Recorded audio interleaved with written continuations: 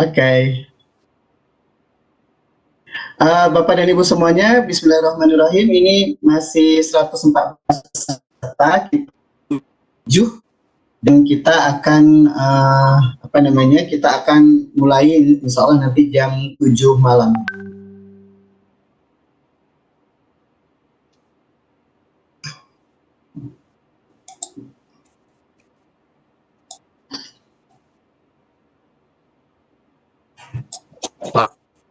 Hai, terlihat awet muda lah. Muda, sedar. Saya baru mandi, Pak Adri, baru mandi. makanya ini agak lepas ucapnya.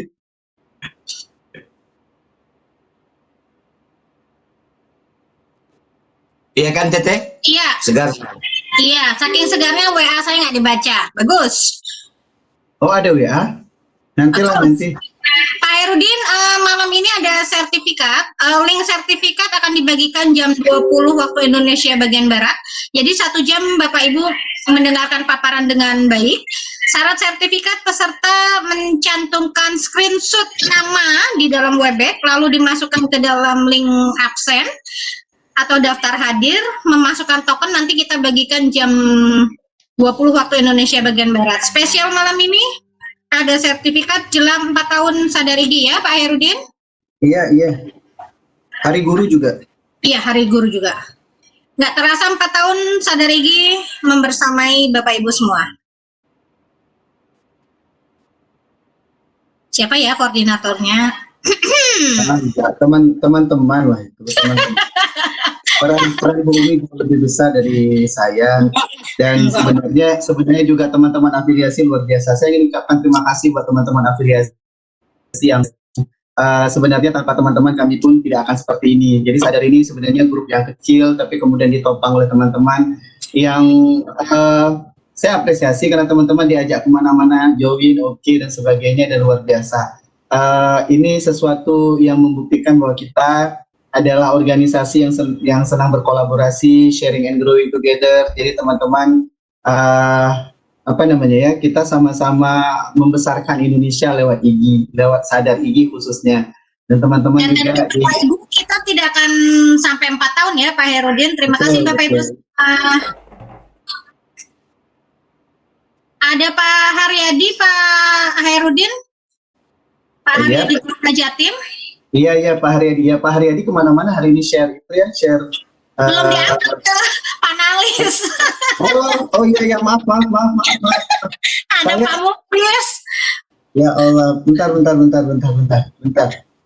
Saya karena kebiasaan tidak menjadi host gini lah, jadi enggak paham tugas. Pak Enggak, kalau Pak Herudin mau fokus di ngomong, biarin hostnya aku reclaim. Oh, boleh. Bumi reclaim aja hostnya, nggak apa-apa. Angkat aja. Bentar ya, Bapak Ibu saya jemput ya, sebentar. Sabar di situ ya. Oke, Pak Muhammad Haryadi mana? Oke. Pak Herudin, 5 menit ke depan kita akan mulai kegiatan kita. Oke. Pak Muklis sebagai panitia pembuat sertifikat juga sudah standby, mudah-mudahan nggak tambah masuk angin. Oke. Halo, Assalamualaikum Bapak Ibu. Salam Pak Haryadi. Oke, baru main sama si kecil. Onje. Oke.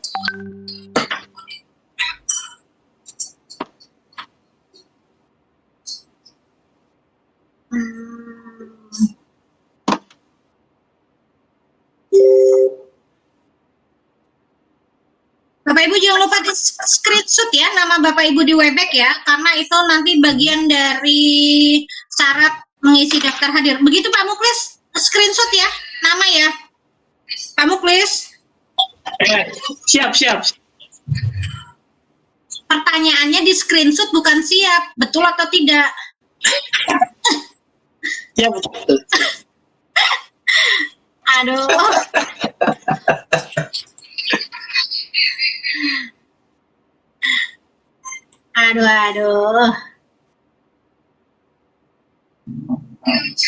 Di screenshot pas namanya Teh Umi ya? Ya, nama bapak ibunya. Karena gini Pak Haryadi, banyak ditemukan mencoba-coba masukin screenshot bukan namanya gitu. Betul.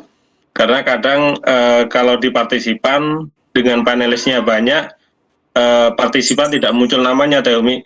Harus di-scroll di partisipan ke bawah. Sehingga harus mencari namanya sendiri untuk nanti dilaporkan di screenshot, dimasukkan di presensi. Iya. Oke. Peserta baru satu peserta, daftar hampir 500. Daftar hampir 500, yang masuk baru 141, nggak apa-apa. Biasanya naiknya itu jam 7.15 Pak Muklis ya. Ini sini juga di Probolinggo baru adzan sholat isya. Bentar lagi Pak Muklis bakal dapat japrian-japrian cantik. Saya masuk di live streaming tapi nggak dapat absen.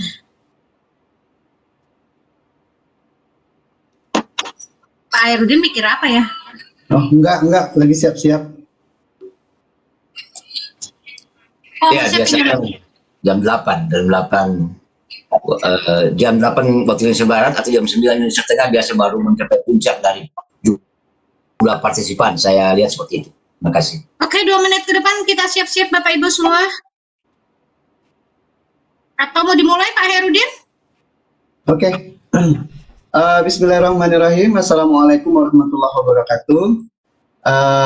Good evening, Mrs. Lindsay Ben, the teacher at Australia International School, and also from University of Nottingham. I hope I'm right. Yeah. Mrs. Lindsay is living in Jakarta, right? And she's working on the Australian International School in Jakarta since 2015, right? Benar. I just right. Okay, Bapak dan Ibu sekalian, malam hari ini kita kedatangan tamu spesial yaitu Mrs. Lindsay, kelahiran Australia, yang bekerja sebagai guru di Australia International School di Jakarta. Jadi, Mr. Lindsay ini akan menjelaskan kepada kita tentang restorative practices. Thanks to Miss Chan who invite the Miss Lindsay to coming for our webinar. We are so glad you want to share with us the attractive topic. This is we have not before the topic like this. It's very attractive, and thank you so much for you. And then now we have something special actually for our Teachers Day in Indonesia. And actually we are routine for the Wednesday night to webinar every Wednesday night. But tonight actually it's very special because we are in Teacher Day in Indonesia, and also we are coming for our anniversary for 4 years for our community Sadar. Okay, Miss Lindsay, I don't talk very much, I think, because my English is so bad too. But the time is yours. Okay. Please, share to us. Terima kasih, Pak. Thank you. Okay, so thank you very much for inviting me here today. I'm very excited to share with you something that is a very big passion of mine. Because as much as I'm an EAL teacher, I'm also the well-being coordinator for the school that I work at, and it's really important for me that a school environment is not just about education, that we are actually supporting young people to become the best person they can be. And a part of that means that we use what we call restorative practices at our school. And this is something that is happening all over the world, but it's also something that is often seen as a little bit radical. You know, it's not something that teachers understand from the beginning. You know, it's a complex way of working with young people. But at our school, it has really proven to be amazing for our students' social and emotional development. All right, so we're viewing the student as a whole person, not just as somebody to teach maths and science and English and, you know, literature and Bahasa. You know, our students are more than that, and it's our job as educators to educate the whole child, you know.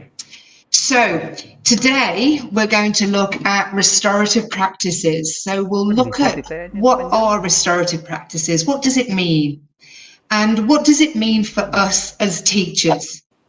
What are some of the challenges and barriers that you might face when you wish to introduce restorative practices to your school, and also the magic that can happen when you do have restorative practices?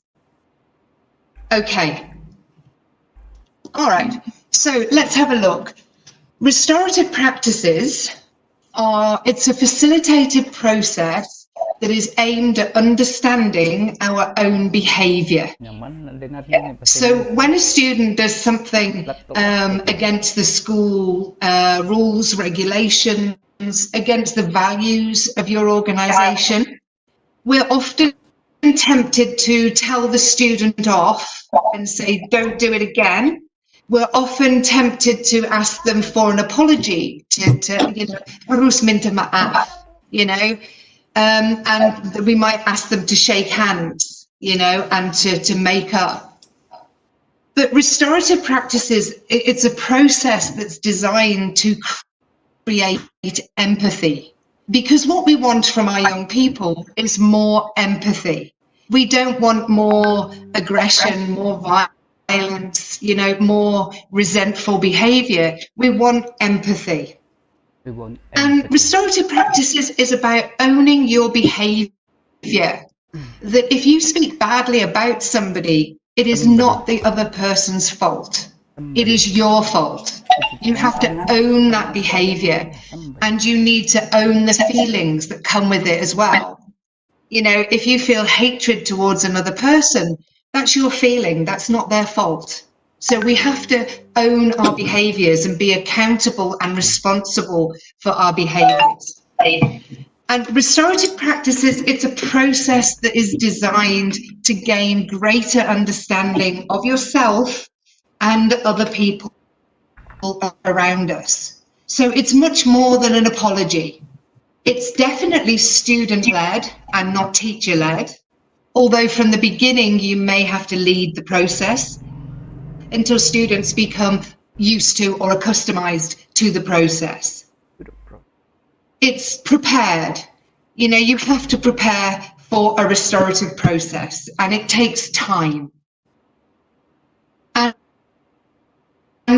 it's inclusive. It's an inclusive process. It involves parents, teachers, students, and bystanders. That's people who might have seen what happened. So what we're talking about today is a process that assists the teacher to support a child to know when they have behaved in a way that is not in line with the values of the school. Now, we experience this every day, don't we, where students break the rules, or where students don't want to cooperate, or a student might have a fight or a verbal argument with another student. You may find that girls ignore each other, you know, and girls call each other names and are nasty behind each other's backs, that use their phones as a weapon to hurt somebody else. And we can handle all of these things through restorative practices. Now, restorative practices, they're not apologies. And I know how easy it is to insist that a child apologizes to another child. But an apology does not mean anybody regrets or has learned from their mistakes. An apology just means that it's finished, it's over. but the feelings still remain. You know, if we think about an angry child and he might hit another child or kick, you know, by asking that child to say sorry, we're not really teaching them why their actions are wrong. We just tend to punish them and say, well, you were wrong, you must say you're sorry. But the human brain doesn't work that way. And the more our children grow into teenagers, the more rebellious they become. And they want to know why you are punishing them or why you are blaming them. So, you know, these are reasons why we use restorative practices to help students understand why they are going to receive a consequence for what they've done. And a restorative meeting is not a one-off meeting with the expectation that issues will be resolved. Restorative practices acknowledge that an issue cannot be resolved with just an apology. We need our students to change their behaviour. It's not teacher-led. The student should be the one coming up with the ideas. The student should be able to tell you why they hit that other person or why did they say those words. Because there is always a reason why we behave in a way. And restorative practice, they're not finished on the day of the incident. Now, the incident will occur, but restorative practices can take weeks.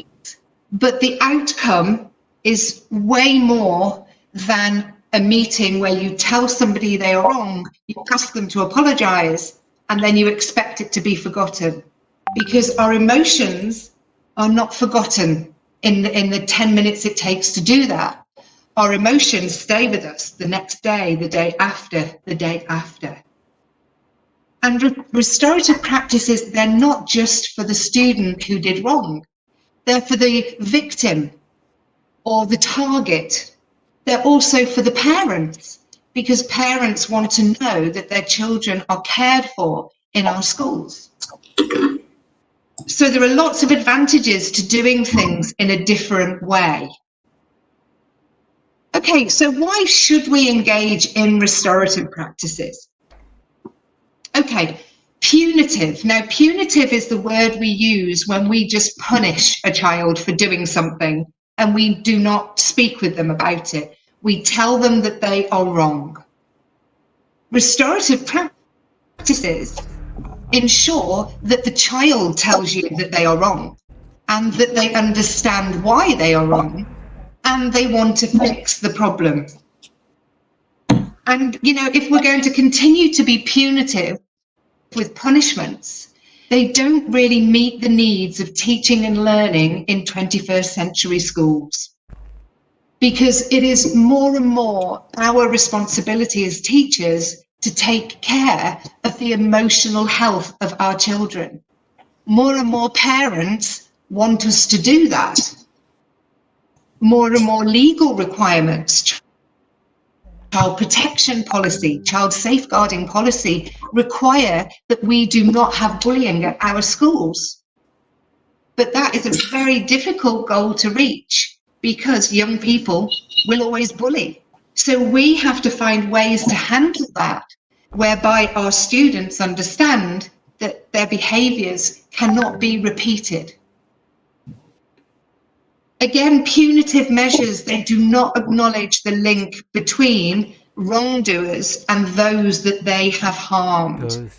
So if we just punish a child, you hit that child, we will punish you. But the child being punished does not understand that they have hurt the other person, not only physically, but emotionally as well. And it's important that a perpetrator acknowledges the hurt and damage they have done. Again, if we punish our students, there's no connection between the punishment and what they did. So we're going to say to a child, you must come to my classroom every day after school for 2 weeks. But there is no connection between that and the hitting or the bullying of another child. There's no connection. The punishment does not fit the crime. So a student won't make the connection, and they just become angry and resentful that you have punished them. So you're a bad teacher for punishing them, and your relationship becomes broken. And that's not what we want. We want our relationships to be solid, trusting relationships. Restorative practices does acknowledge the damage that an action can have on a relationship. We have to know that an apology is not enough. Behaviors must change, and restorative practices acknowledge this. And you are able to have a more enhanced climate of care within your school. By using restorative practices and not punishing students immediately, we can foster a climate of care within a school environment. Okay, so let's have a look at the punitive. All right, so by punitive, I mean the punitive focuses on punishment. Okay, it focuses on what rule has been broken at school. Then it focuses on who is to blame. And then it is, what is the punishment going to be? So when we punish our kids at school, this is what we do. You have broken this rule, you are responsible, and I am going to punish you. The child is not involved in that process at all. The child does not speak out, the child cannot have a voice. Where with restorative practices, it focuses on accountability, on healing from the damage, and what are the needs to move forward. So the questions we answer are, what happened? These are the questions. What happened? You ask the child, what happened? And then you can ask the other child, what happened? And you listen and you hear their stories, because everybody has their own story. And then you look at who has been affected by your actions and how have they been affected. And the questioning part is so important. And then we need to ask, what needs to be done to put things right? And the child needs to come up with the answer to that, not the adult. It's the child. If the child says, I think I would like to apologize, then that's perfect. And that's wonderful, because you know the apology is coming from the heart. What do we need to do to move forward? This is another question that is so important. What do we need to do? So maybe an apology might be made. Maybe the other person would like to explain how that felt. Maybe they would like to, well, maybe I will sit next to you in class now and I will get to know you more. But what action do we need to keep moving forward with the process? Okay, so this is what restorative practices look like where I am at AIS. So first of all, we listen to the child without judgment. It is not my place to judge who is right and who is wrong. I listen to the child. They tell me their story. I listen to the other child. They tell me their story. And then I investigate. So I will speak to friends of the two, and I will talk to their friends, and I will find out what their friends think. What do you think happened? Is there some history? Are these two enemies? Do they live near each other? Are they family? What's happening with that relationship? And then, of course, after the incident, we always need to inform the parents of both children. We will inform the teachers that something has happened. I may not give details because, of course, child protection, we sometimes have to keep things confidential. I will, of course, speak to my head of campus and let him know what's happening. And I will also speak to the bystanders, and they're the people who saw the incident or the friends of the two people involved. Then I'm going to prepare the students. So I'm going to prepare the target, the bystanders, the aggressor, the person who did the bad action, and all the parents. And I'm going to tell them my plan and what I'm going to do, because I've investigated it, I've listened, and I'm ready to move forward. Now, if you have a school counsellor on your campus, then of course the ideal would be that you meet your school counsellor and ensure that both students are ready to explore their feelings and their emotions. If you do not have a school counsellor, that's okay.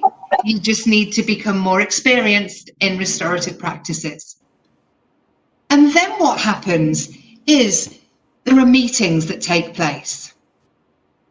So we have listened, we have investigated, we have informed parents and everybody, we have prepared our participants so they know what they're going to say, they know what they're going to do, and now we have a meeting. So our meetings are with me, the target, and the aggressor. And later we will look at the conversation. Then I will meet the aggressor with the bystanders, because an incident is not just between two people, because those two people have friends, and friends are impacted by their actions also. And then I have a meeting with the target and the bystanders, so they can all feel supported. So everybody knows that it is not just about the target and the aggressor, that we understand that one incident has many, many factors. The next step would be that we inform parents, teachers, head of campus, that the meetings have taken place, that a positive resolution has occurred, and then maybe 1 or 2 weeks later, we will follow up. So I will meet again with the target, the bystanders, and the parents to make sure that everybody is happy, that everything is going well, that the two people are getting along, and that their relationship is now fixed. The focus of this process is all on relationships. The focus on punitive or punishment is all on the punishment and making a child feel bad about their actions and themselves. And we have to be careful when we make people feel bad, because unless we have listened without judgment and we have investigated without bias, we are in no position to tell a child that they are wrong and blame them. Okay, let's keep going. Okay, so restorative practices are about process. It's not about immediate restoration. It takes time. And it can take weeks. And particularly if a child has been in a long-term aggressive relationship with another child. You know, it takes a long time to prepare a child for this, to prepare the parents, to prepare everybody for a meeting where the target has to confront the aggressor. It's not easy. It's easier if you have access to a school counsellor. That has huge benefits for the process. Now, students can come in or out of the meetings, but if you prepare well and you listen and you investigate, you inform and prepare, if you follow these steps, you find that every child is ready to have a conversation. If they're not, don't force it. We can wait. All right? We wait and we talk again and then we wait. Now, parents can be involved, but only as supportive parties. I actually do not allow parents in those meetings, because what I find is that the child is ready to forgive and move forward, but the parent is not ready to forgive. So it often causes more problems because the parents can become quite aggressive. And it's not a safe place for a child when a parent is being aggressive. So this is all to protect our children, child safeguarding again, child protection, all right? Parents are too emotionally biased. I'm a parent. You mess with my child, I get angry. So we need to really support the child, and it is about the child. It is not about the parent, and it is never about the teacher. It is always about the child. Okay, now some of us work in schools where we have students of learning support. So maybe students who are on the autism spectrum, or maybe we have some students who are facing ADHD or ADD challenges, or anxiety, depression, and other such areas. And these restorative practices works really well for students of learning support, because a student of learning support doesn't always have a voice. Adults tend to speak for the child. So a restorative process gives a child a voice, and it allows them to share how they feel, and it allows them to make their own decisions.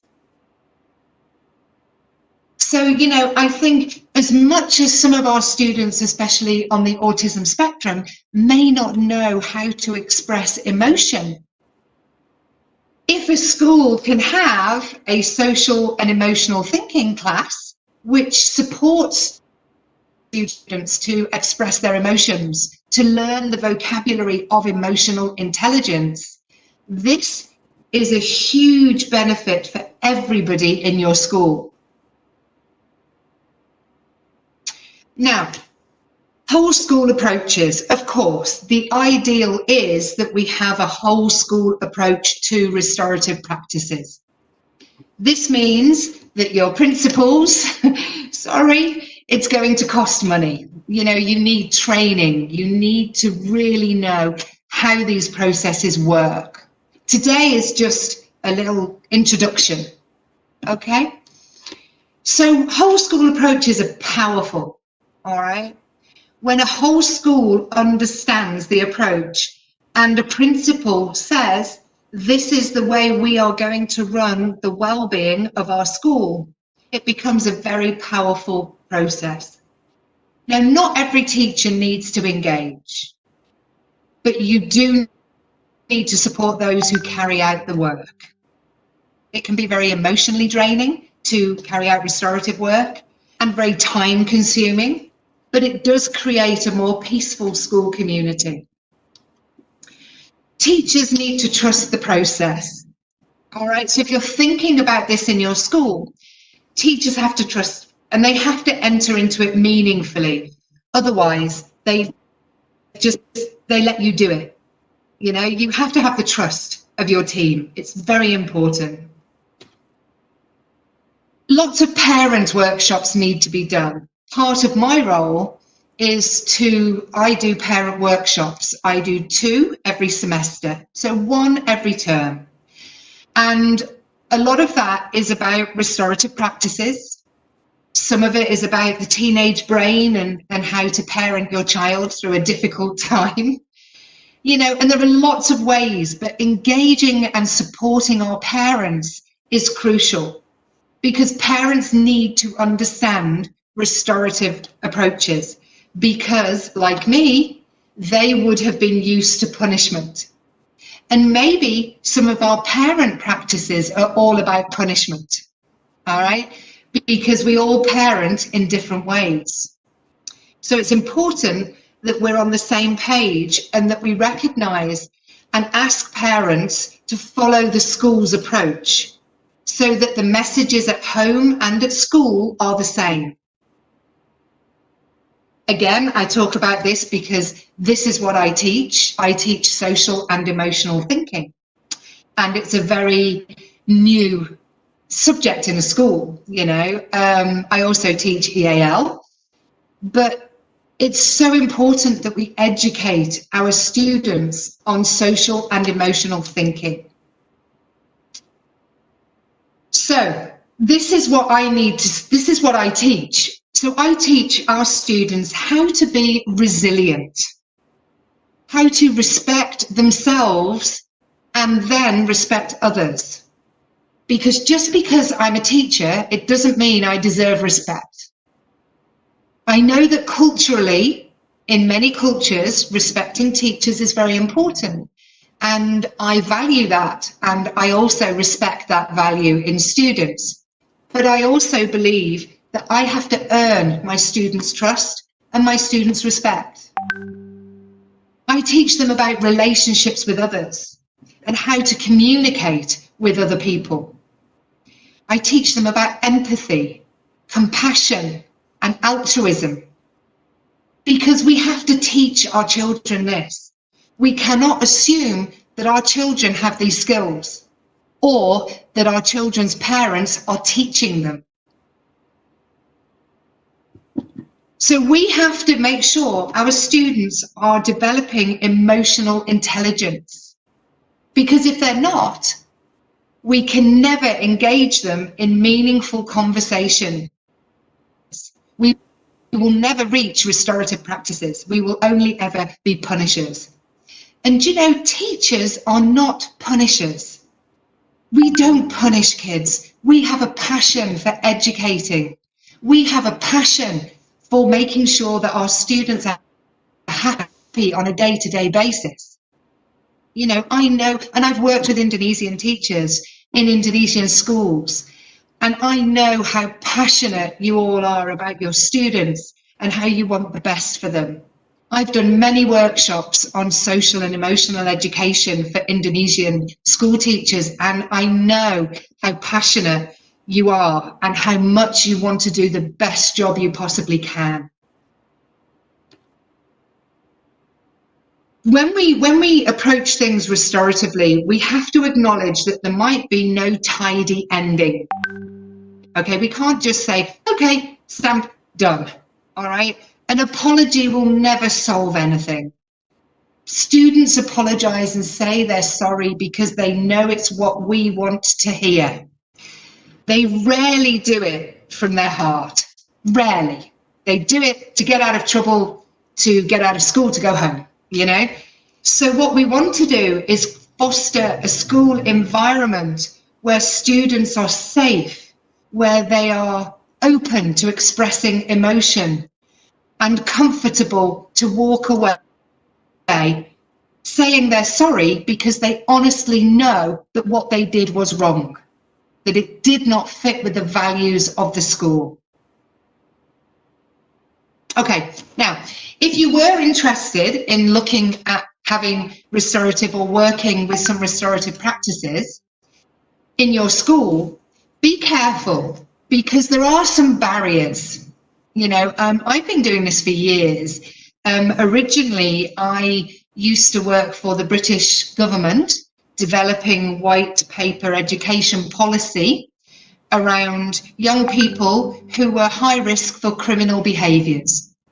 I also worked in prisons, male prisons with young men, with social and emotional education, trying to prevent them from repeating criminal activity when they were released from prison. So I've seen these processes work so beautifully with so many young people, and I'm very passionate about what I do. But be careful, because parents see this as a soft approach. You know, it's what's the word? It's lembut. Maaf bahasa Indonesia saya tidak bagus, tapi saya coba aja ya. Tapi yes, the approach right. is it Soft is lembut, right. Yeah. Yeah. This They right. want mereka mau gurunya keras, harus keras. Anak saya harus belajar, yeah. And restorative practices are not keras. They are calm, they are rational. They allow the student to understand what they did was wrong. And I think I have lived in Indonesia a long time, 15 tahun saya di sini, and I have worked with many parents. And I know that Indonesian parenting can also be keras. And, you know, I know that parents, I have taken a long time to build the trust with the parents at our school. But it is amazing. When you do that, it is incredible, because things happen in the family home, and parents are more understanding and more gentle, you know, and their children are happier. And that's what we all want, is happy children, happy teenagers. Cultural clashes. Now, this is something that's happened at my school, because we have many students from all over the world. I have orang Korea, I have from Thailand, I have orang Indonesia, orang campur, you know, orang Japan, so many students. And I know that culturally, parents want an apology. They want that child to say they're sorry. But in fairness, if an apology is not genuine, I would not want that for my child. A restorative process allows a child to make the decision, I want to apologize because I know what I did was wrong. And that's when you get the apology. And the apology is genuine. You know, I've seen some beautiful letters written to parents, to another child, even to the grandparents of a child, to apologize for their actions towards that child. So, teachers are another barrier. I think we all know that most teachers are very passionate about what they do, but I don't think I'm wrong when I say that some teachers just want it to be quick, a quick fix, because we are all very busy. And I know Indonesian teachers, you work many, many hours. And I know that you work more hours than me. And I respect and I value you for that. Classroom teachers may not be fully educated. All right, so this is where your homeroom teachers, if you are secondary school, or your classroom teachers at primary school, really need to be educated about the benefits of restorative practices. Some people may find it difficult to move from punitive to restorative. It's new, it's unique, but a little bit later we'll look at how it does work. All right, we have to remember that students have to trust us. We have our students for up to 8 or 9 hours a day. We teach them. You know, if we teach, is it the Papa KM that teaches citizenship and values to Indonesian students? We have to, those students have to trust us because we're teaching values. And it's really important that we have that relationship. And if you become a restorative practitioner, those relationships are going to grow and the students are going to trust you. Okay, now you might be a bit skeptical. When I do teacher workshops, I do a 3 or 4 hour workshop on restorative practices and how to do them, you know. And I still have people saying, but how do we know it works? So I've been running restorative practices at AIS since 2016, when I managed to convince my principal at that time that he should let me try. And he said to me, I will give you 6 months. So he let me stop teaching EAL and he let me set up classes for social and emotional thinking. And he let me deal with the well-being and to set up a system in our school. And up till now, so that's been 4 years, we have had a major decrease in bullying, to the point where I can honestly tell you that I go for months without a reported bullying case. we've had a decrease in aggressive incidents and unpleasant interactions with students. Students know how to speak to each other with respect. Issues don't disappear, all right? We have an amazing positive bystanding culture, which is leading to an increase in reporting. So the more that students feel safe and trust you, the more they will talk to you about what's happening in your school community. So you will know where bullying is happening in your school. You will know which student is getting bullied on the way home from school. You will know which girl is feeling excluded by her girlfriends. You will also know who's dating who. And sometimes you have too much information. But I would rather have too much information than not enough, and know that my students are being attacked and bullied by other students. At this point, students come to me and say, Miss, I have done something wrong and I would like to make it better. And I say, okay, do you want a meeting? Yes, we do. And they facilitate the process because they know that it works and it's what they want to do. They know if their behavior is wrong because I teach them SET. And we also have Papa KM. We have an Indonesian teacher and she's amazing. You know, so our students have this massive education around being a human being and what that means. I have trained peer mentors. So I have students who I train on weekends on a Saturday. I'm very passionate and they are trained to work in the school community and create a school culture of positivity. If they see somebody who's looking uncomfortable, they are trained to go to them and say, hey, is everything okay? Do you need anything? You know, they are given the responsibility to work with young people emotionally. They're incredible young people and emotionally intelligent. They are amazing. We get less long-term friendship issues. Okay, so the hate between two people, often girls can hate for a long time. Relational aggression is a thing. And we have less of that because a girl gets treated badly by her friend. She tells me, Miss Lindsay, I need to tell you. And I work with the girl to make it right. Students feel empowered.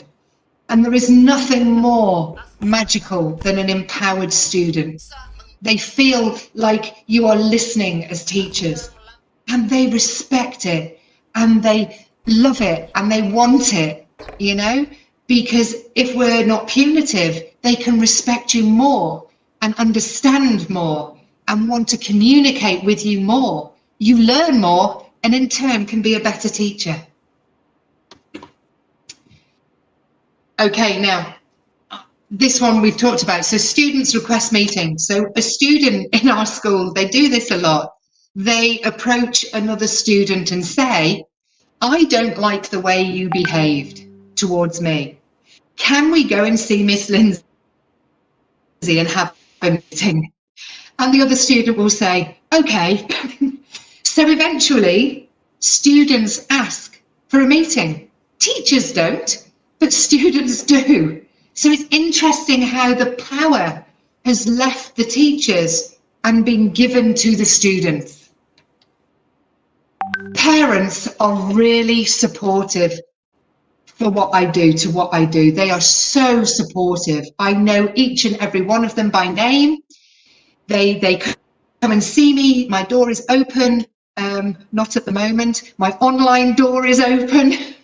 And they know that we will support them. We have seen a decrease in family arguments because students talk through conflict. And that is not just conflict at school, that is conflict at home. You know, because our teenagers need to know how to handle conflict at home. You know, and they know, and many of my students, when the parents are having a disagreement, they we can step in and say, Mom, Dad, how can we resolve this? And they're amazing. They're mediators. And we live in a world of conflict right now. Wherever we look, there is conflict. There is world conflict. And whatever angle we come from, it's conflict. And surely we want to teach our children how to be peaceful and how to restore relationships and how to reach resolutions, not fight.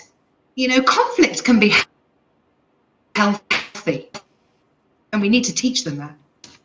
So we have greater parental involvement, and I think a happy school is a school where parents are involved and are happy. Our parents seek support.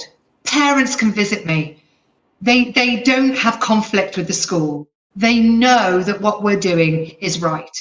To begin with, there was a lot of conflict from parents, and I had a lot of parent meetings, and I had to convince them. But when they see how amazing their child becomes, they're really happy to have this work. And we gain more customers at our school because of these processes. There is less tolerance for punitive measures. My students very often come to me and tell me that they feel unfairly treated by a teacher. And I believe that this is amazing. Because if a teacher is using a punitive measure, a child can feel bullied and attacked by their teacher. But because they're an adult, and culturally we tell our students they must respect adults, they have to show respect. But it really does damage to the mental health of that child. A child needs to feel heard. They need to feel fairly treated. So, this is the good one, that overall academic readiness increases, all right? Our students are mindful. They're able to communicate their emotions and their feelings, and they feel happier. And if a student is happier, a student is ready to study. If a student has many emotional issues within their friendship group, or is bullied, is feeling attacked or targeted, they are not ready to study to their fullest potential. Magic happens, and I truly believe this. When students feel empowered to take control of their own situations, their own emotions, we create better human beings all round. Academic readiness increases, which means a grade increase occurs. So your students will be more focused in the classroom. They will be reaching higher academic grades. You will have less challenging behaviour in the classroom, a lot less. That's magic in my book. All right, now I'm nearly at an end. Obviously, there is a lot more to learn about restorative practices. But I'm going to give you something to take away with you today, so that even in your own classroom, you can begin to see how this could work for you. And I'm sure that those of you who are interested further will be researching restorative practices to gain more knowledge. So deep restorative practices need strategy. You do need to work beforehand. You need to look at the social emotional health of your school. There's a lot to be done before you can become a restorative school. Remember, I've spent 4 years building this in my school, and it is the best it has ever been. Even through online education, we have a very healthy school community. And compared to other schools, we are ahead of our game. We are doing a great job. We could always do more, but we're doing what we can, and I believe it to be amazing. But look, when you're in your classroom, and when we go back to face-to-face education, and when something happens in your online class, we can start looking at how we bring restorative practices into our classroom. And, some of these questions are amazing. In fact, if you just have these 5 questions, try them out. Of course, maaf, saya tidak tahu untuk translasi. I don't know how to translate. Okay, but these questions are, what happened? And you hear from the child what happened. And then you can ask them, what were you thinking at the time? And they're going to tell you, oh, well, I don't think I was thinking, was I? Or I was just angry, or I was emotional, or I was thinking how much I hated them. And suddenly, as a teacher, you have so much information about what happened. Then you can ask them, what have you thought about since it happened? And they might say to you, well, I think I might have been a little bit nasty to that person. I think maybe I should not have called them names, or, you know, I'm thinking that perhaps I was wrong, you know, because after an incident, when emotions have been put forward, people calm, they calm. And then you need to ask them, who's been affected by your actions and how? So who? And it's not just the person that they were mean or awful to or about. It's going to be you as a teacher because they disrupted your lesson. It may be the parents of that child because the parents, you know, are going to be upset for their child. They're going to be emotional that something cruel or mean was said or done to their child. It's the parents of the aggressor because they might be disappointed in their child's behavior. So there are many people affected by one single action. And we want our students to think about that. And then we're going to say, what about this conversation has been the hardest for you? And the child is going to say, maybe admitting that I'm wrong. You know, it's hard to hear that somebody else is going to be affected. It's hard to hear that I did damage to another person. You know, and then when they fully understand their actions, you can ask, what do you think needs to be done to make things right? And that's when the child takes responsibility and can say, well, I think I could apologize.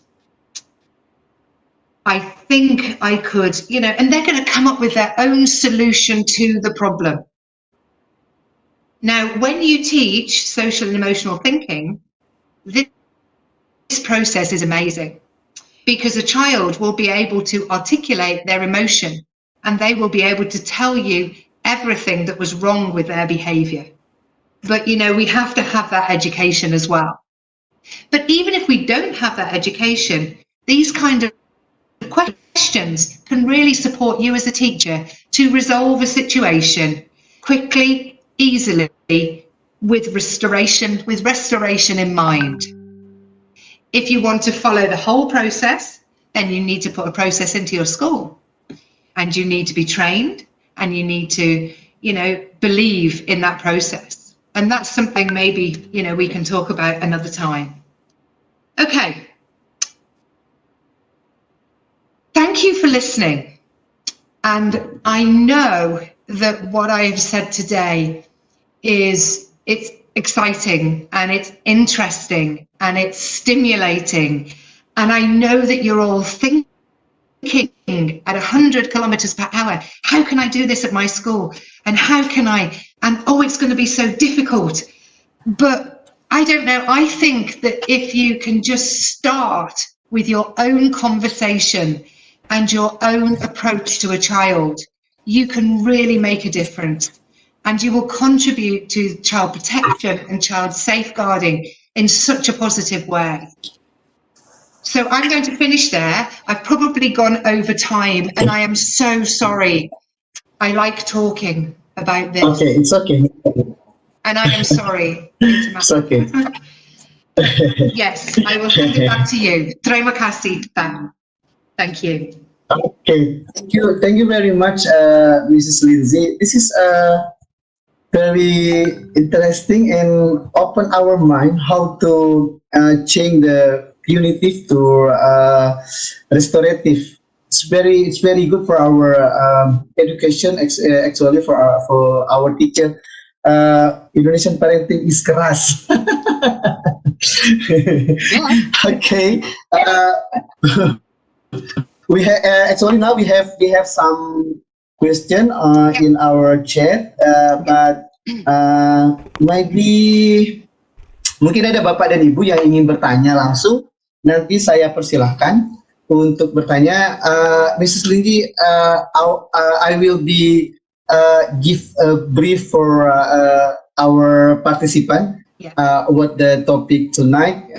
Jadi Bapak dan Ibu, kita malam hari bicara tentang bagaimana mempraktekkan tentang restoratif. Restoratif itu Bapak dan Ibu pendekatan yang mengurangi kejahatan, terutama di dalam bidang pendidikan. Tadi Mrs. Lindsay banyak bicara tentang bullying di sekolah, dan ini sangat masif terjadi Bapak dan Ibu. Nah, jadi tadi ada beberapa pendekatan yang diberikan oleh Miss Lindsay kepada kita, termasuk ya yang paling saya terkesan adalah kita itu bukan saling menyalahkan ya. Jika misalnya ada persoalan, bukan saling menyalahkan, tapi saling membuka pikiran bagaimana kita bisa menjaga sikap sehingga kita bisa menjadi sesuatu yang tidak menimbulkan konflik di sekolah gitu. Jadi Bapak dan Ibu, ini bahasan yang sangat menarik, dan dalam hal ini guru harus menjadi pemimpin, guru harus menjadi orang yang mendesain agar restoratif praktis bisa berlangsung dengan baik di sekolah, sehingga kejahatan-kejahatan di dalam bidang pendidikan, termasuk bullying, termasuk saling mengejek dan sebagainya, itu bisa bisa dihadapi. Nah, jadi Bapak dan Ibu, tadi ada bagaimana cara kita mendengarkan persoalan, bagaimana cara kita menginvestigasi, kemudian melibatkan pendamping, kemudian menyiapkan, membuat pertemuan, dan kemudian menginformasi, termasuk melibatkan orang tua. Involve the parent, jadi melibatkan orang tua juga dalam hal ini. Nah, jadi Bapak dan Ibu, ini sangat menarik sekali bahasan kita pada malam hari ini, dan ini saya pikir baru pertama kali Sadar tampil dengan bahasan yang seperti ini. Saya sudah punya beberapa pertanyaan di kolom chat, dan mohon maaf Bapak dan Ibu, saya tidak baca yang memperkenalkan diri atau Bapak dan Ibu yang menanyakan tentang token sertifikat, tetapi saya akan membaca pertanyaan yang berhubungan dengan topik kita malam hari ini. Mrs. Lindsay, someone asked to you. The name is Lilik Sri Wahyuni. Miss Lilik Sri Wahyuni. Excuse me, might I ask to Miss Lindsay Ben, how to hold the parent workshop to give them understanding, the approach meaningfully that we will use in the classroom. If you don't mind, give me the example in your country, how to arrange the interaction joyfully with the teacher and the parents. Oh, okay. Yeah. So I work in Jakarta. So this is what I do here in Indonesia. I obviously learned most of the practices in the UK. But here, what I do is every term, I do parent workshops, and on lots of different topics, and I invite all the parents to come, and sometimes I have a lot, sometimes not so many, and then I share my PowerPoint slides with the parents who could not make it, and I do that during school hours. Now, I invite them in usually from 8 a.m. until 10 a.m. in the morning, because a lot of our school community, the mothers, predominantly the mothers, don't work. So it's an easy kind of way to do that. But I also take my workshops out of the school community, and I will reach out to parents through, I've done things through Anza House. I've done things for moms through an Arisan as well. So yeah, through Arisan, and I've been invited to do my workshops at all sorts of other places, so that's how I reach parents, but I have to be flexible. Sometimes I do it in the evenings, so that for the working parents, of course, and sometimes I do it on a weekend, on a Saturday morning. just to make sure that I reach the whole community, because it's important that parents understand what we are doing. Because if our parents understand it, they like it, they make it easier for us, you know. But I think you have to build a relationship with your school community first, you know, so you have to talk to parents. And I just email parents sometimes and tell them their child was amazing, you know, and, you know, just building those relationships with your school community is very, very important. So get to meet the parents whenever you can. Ya, gitu Bu Lili jawaban dari Miss Lindsay. Jika ada yang ingin ditanyakan secara langsung, Ibu bisa mengajukan raise hand. Ibu bisa menekan tombol raise hand untuk bertanya langsung kepada Miss Lindsay. Silakan Ibu jika masih ingin menanyakan secara langsung. And then Miss Lindsay, we have Mr. Nugraha Sofyan. Okay. Miss Lindsay, our school in January 2021, we learn face to face whether you still have to maintain a strict health protocol. Oh yes, yeah. We at our school at the moment, we are very busy making sure that our school is safe and that it meets the government recommendations. So I believe that before we open, there will be an inspection by the government to say whether our school is ready and it has the protocols in place. So at the moment, we are working very hard towards having all of those safety protocols in place. Definitely. Okay. I have one student. This is from another one. From Mr. Daryl, okay. I have one student inclusive. Every day, the other student bullying him. How to manage my student in the class? Okay. I mean, this is a wonderful way you can use restorative practices for this. So, you know, you can take the bully and you can listen to what he has to say. And you can have a one-on-one meeting through the computer, and you can talk to him and say, I have seen you do this and this, and in my eyes, that is bullying. Why do you behave in such a way towards that child? Why are you bullying him? And if you use a soft voice and you don't yell and don't shout and, you know, jangan keras, just gently ask the student, why do you feel the need to bully? And listen to what the child has to say.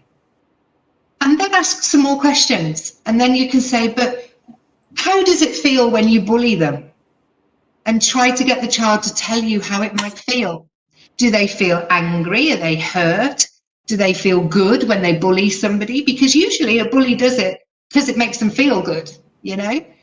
And then you can say to him, how do you think it feels to be the other person, the other boy? How do you think he feels? And you want your student to say, well, I'm sure he feels frightened, upset, angry, hurt, you know, and you're looking for those. And then you can ask the bully, so if it makes him feel this way, why do you do it? Why do you bully him? And you're going to hear all of the story. And there's always a story when it comes to children, always a story. So listen to the child's story.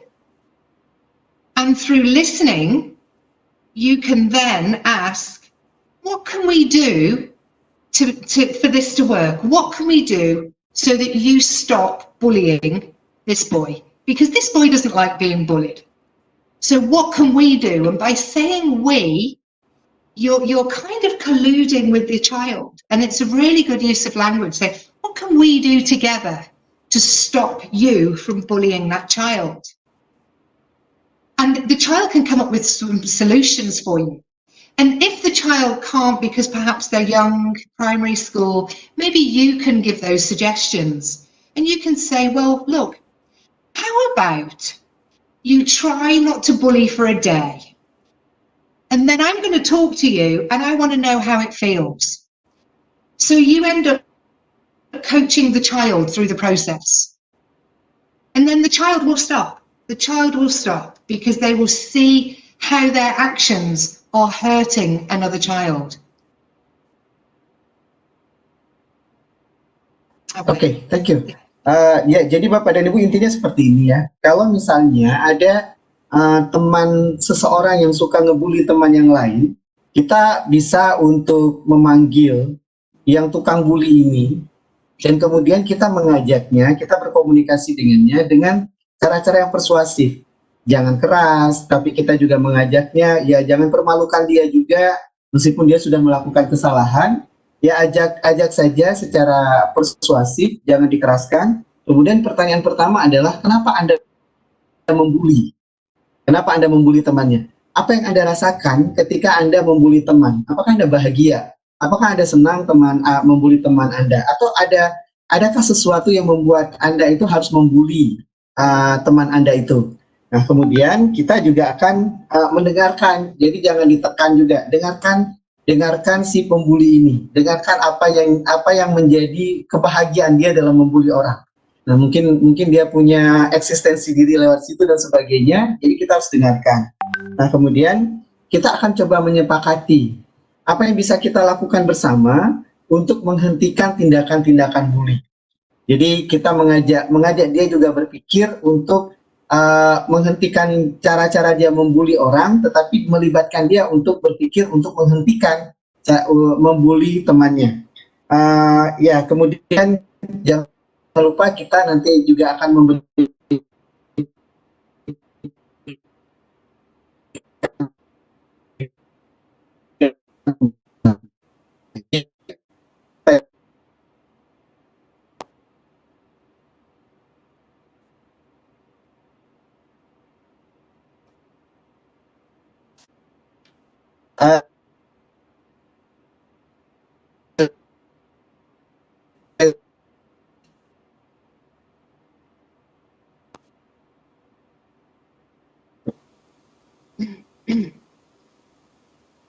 didn't participate in the learning.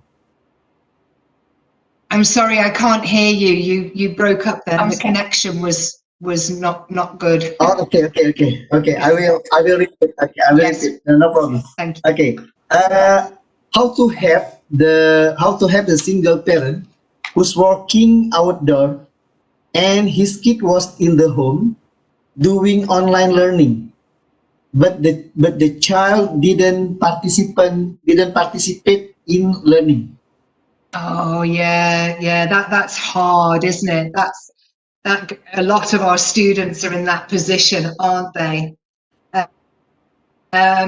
Yeah, I think what I do here, because being the wellbeing coordinator as well, it's my job to reach out to students who are not engaging in schoolwork. And I usually contact them through the internet, and I arrange to meet with the child. And I will talk to the child about what is preventing them from engaging in school. And I will listen to the child. And using restorative practices, we can ask the child what they need in order to re-engage in school. What can they do to make sure they are engaging in school? Because it's not the parents' job. Parents cannot constantly supervise their children. Parents have to work too. Okay. And this online learning is so challenging for everybody. But I would work directly with that one child, and I would call them, through online, and I would ask them, what can I do to help them re-engage? Mm-hmm. And if it was an issue, maybe it's time management, maybe their internet connection is not good, maybe they're just confused about the work and then they stop doing it because it's too hard. We have to support those students. And, you could always give them a mentor in the classroom as well. Maybe somebody who is an exceptionally good student can support a student who is struggling. So you have that student-to-student support, which is often better than teacher-to-student support as well. So, you know, offering them those other things to help them stay connected, to stay engaged, is really important. Oke. Ya, jadi intinya Bapak dan Ibu, kalau misalnya ya ada orang tua yang harus bekerja dan tidak bisa mengontrol anaknya untuk pembelajaran online, ya online learning, jadi terkadang-kadang juga terjadi masalah karena untuk kontrol dan sebagainya itu seperti yang disampaikan oleh Lindsay, itu tidak akan mungkin orang tua mengontrol keseluruhan karena orang tua juga harus bekerja, gitu kan? Nah, jadi ini sebenarnya ruang bagi guru untuk bersama-sama dengan orang tua berkomunikasi dan kemudian mengajak siswanya. Kemudian sebenarnya ini harus diketahui dulu akar permasalahannya. Diketahui akar permasalahan melalui komunikasi dengan orang tua dan guru. Jadi tetap peran guru yang paling besar untuk mengontrol siswa. Nah, jadi nanti kalau ada kendala, gurunya berkomunikasi dengan orang tua. Kurang lebih seperti itu tadi jawabannya. Saya melihat ada dua yang raise hand, Bu Indah dan Pak Adrianus. Saya persilakan Bu Indah untuk bertanya langsung. Someone who want to ask directly to you. Oke, silakan Bu Indah.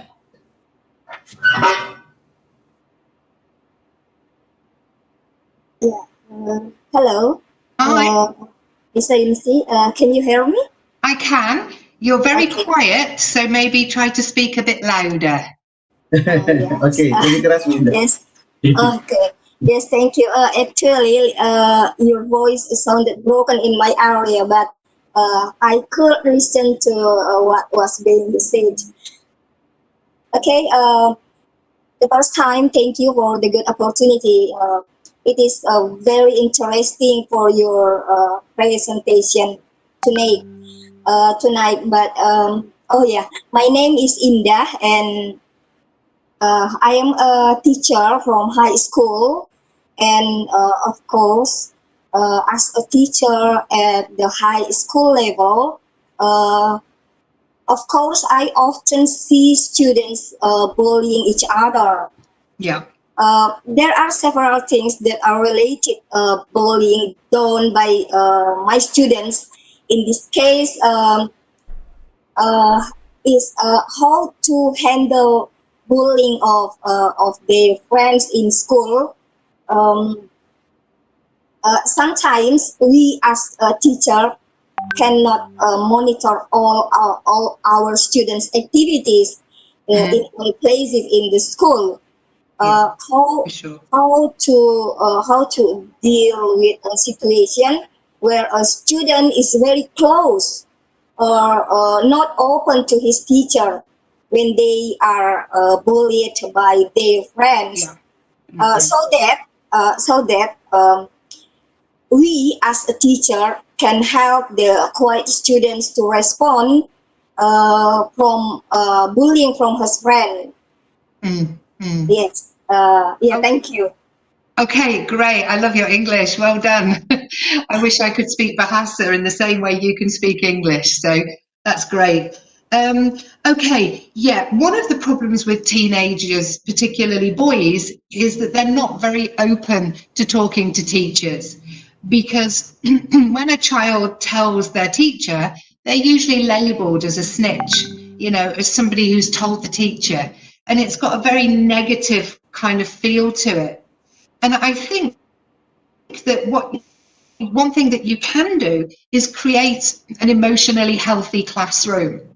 And that would mean maybe in homeroom time, or, you know, a time where you have the class when maybe they're not doing a subject.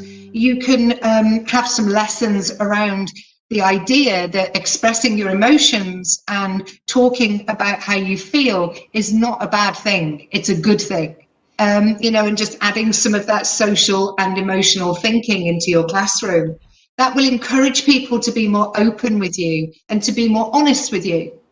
The other thing that you could do with that class is you could always do a lesson around the issue of bullying, where you work with the students' understanding of bullying and what bullying is and how that impacts on other people. You know, where you can talk about the mental health issues that bullying creates. you know, because bullying can be directly linked to depression. It can be linked to anxiety. It can be linked to eating disorders, to self-harm and suicidal tendency behaviors. You know, and when we educate our students about this, most of them will choose not to bully.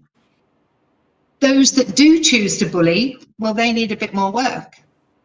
You know, and that's when you can look at this and you can talk to these students one-on-one and you can ask them those powerful questions. Why? I've seen you bully that person. Why do you do that? And they're going to deny it. I didn't. And you can say, but I saw you, and it doesn't matter. You're not in trouble.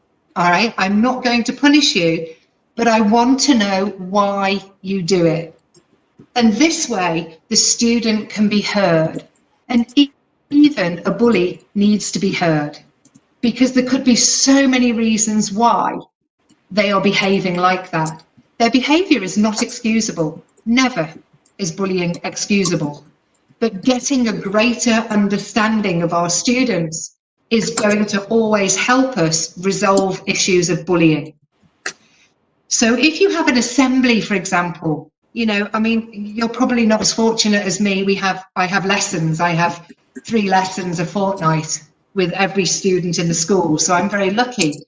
But surely there's a place that you can do that in your school.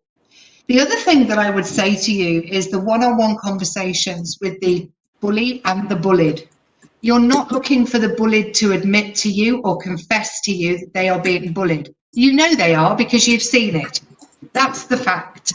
What you want to do is figure out why it's happening, and then you can deal with the why.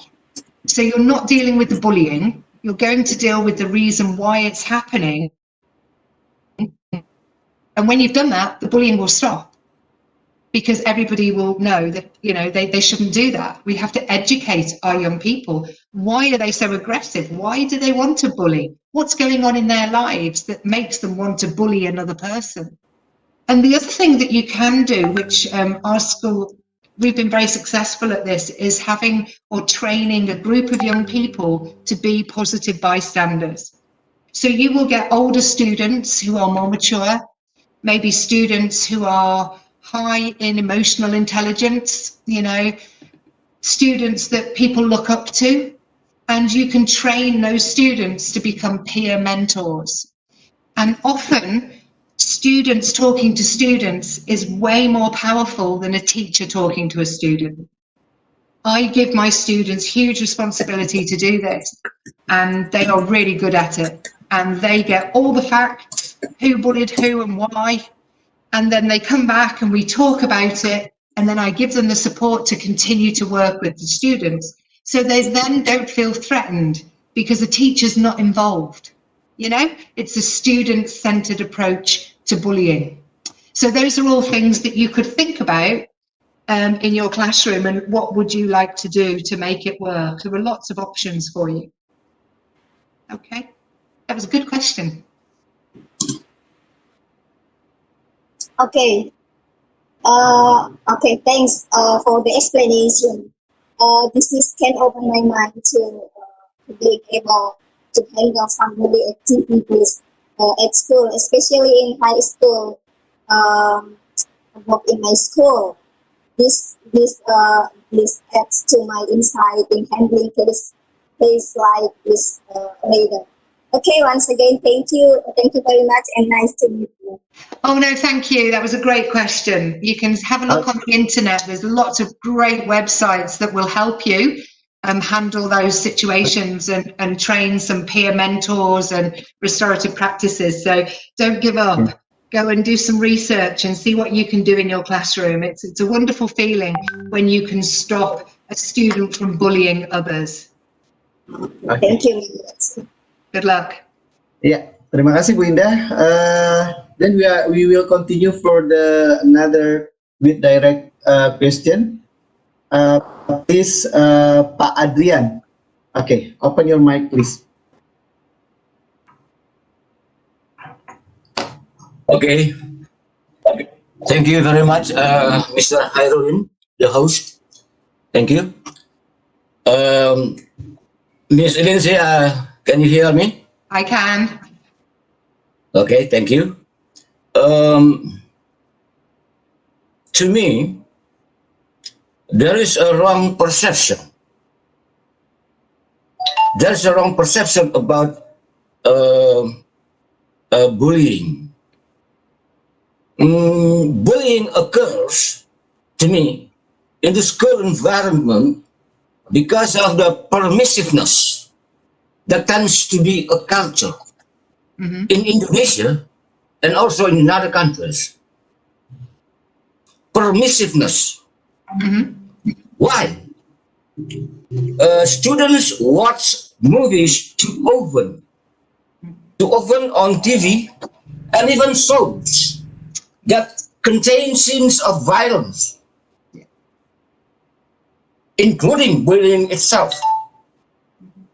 And some people think bullying is not a physical crime. It's not a physical crime.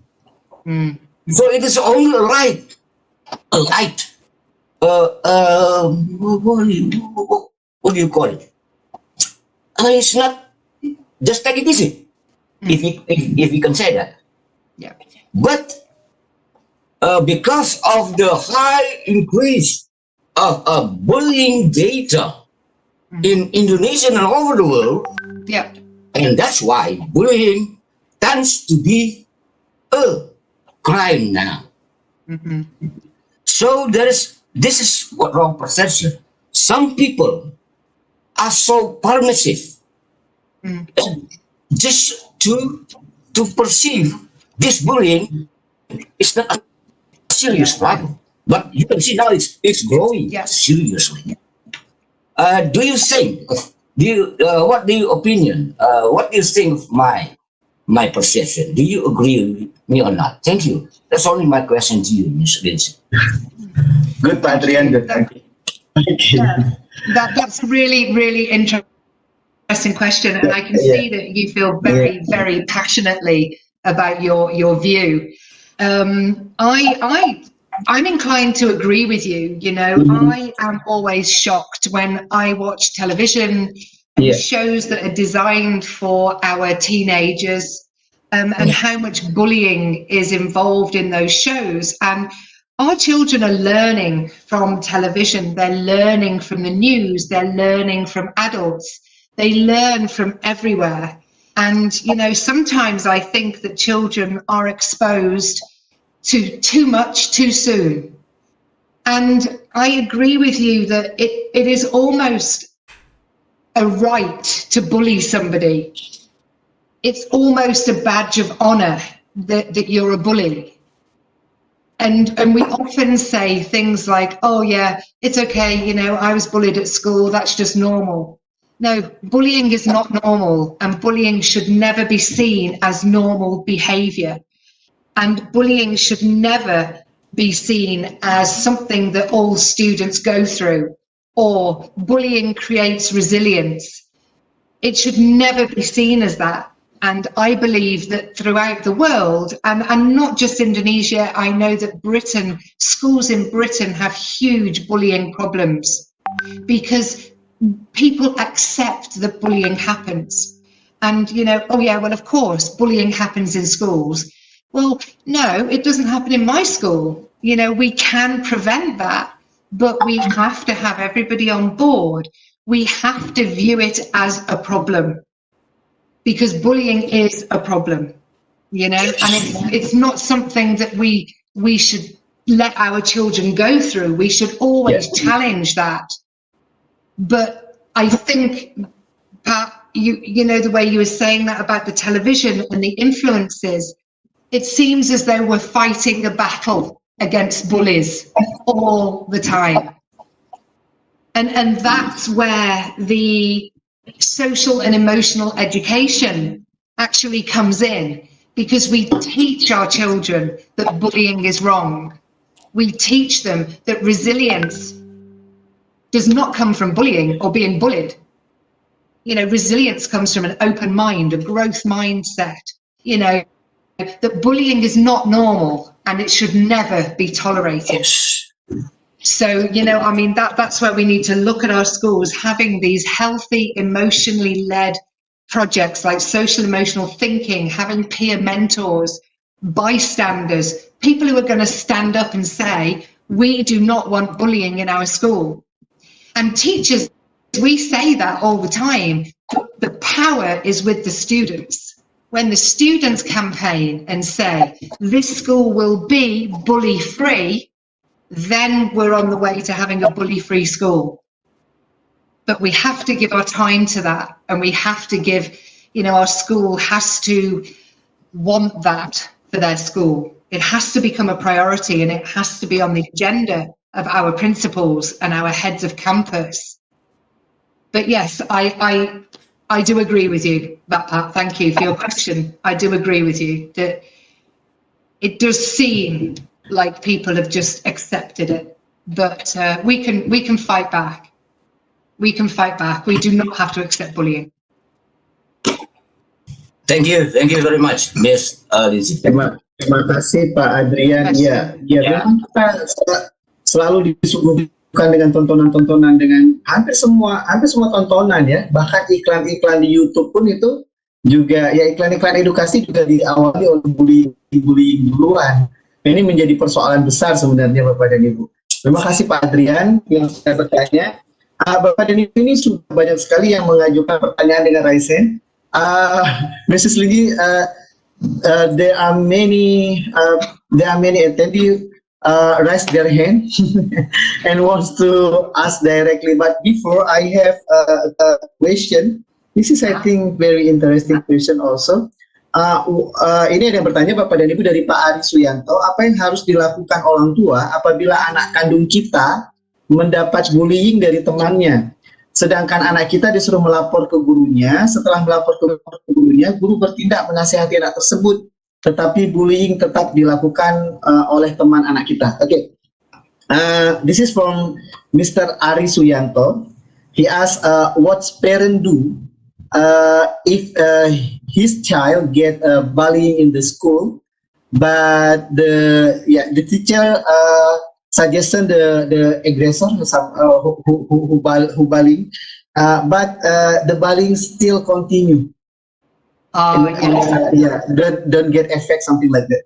Yeah, okay. Look, this is a common problem in a lot of schools that don't have any education around bullying and why it's wrong. And I think in this case, you know, certainly for our school, this used to happen, you know, when I first came to our school, it's very common.